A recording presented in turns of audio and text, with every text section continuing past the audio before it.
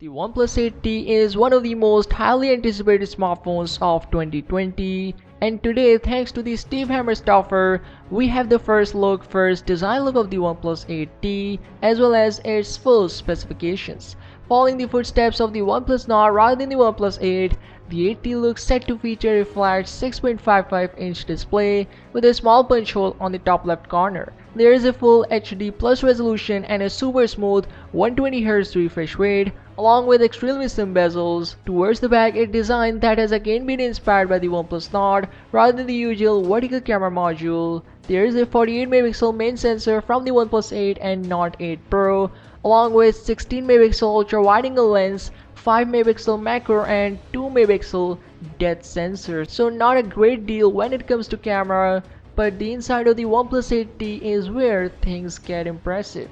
The Snapdragon 865 Plus will be under the hood along with 5G connectivity. There is also an 8 GB of RAM and 128 GB of storage, and sadly microSD card support won't make its debut to OnePlus 8T. 4500 mAh cell will be inside of it with looks like a 65-watt fast charging.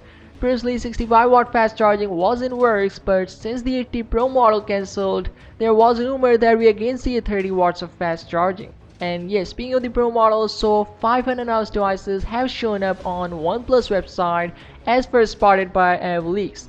They are basically a part of user guides which do not reveal any information about the device themselves.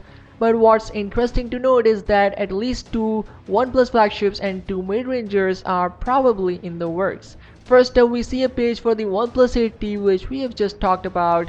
The website also lists the OnePlus 8T Pro, and this refutes a recent report that claim the Pro model doesn't exist. We don't know what would set the two models apart, but since the website itself listed it, so we may see a Pro model of the OnePlus 8T as well. Next up, there are 2 non-branded devices which would be like a budget-friendly or mid-range friendly phones starting from $200. The most cheapest, aka OnePlus Nord Lite, might only launch in India. So yeah, that's all on the OnePlus 8T. And yes, Pro model indeed exists internally, but since we didn't hear much about it, I also have doubts will it make its debut commercially. Let me know what you guys think and subscribe to the channel, and I'll see you in the next one.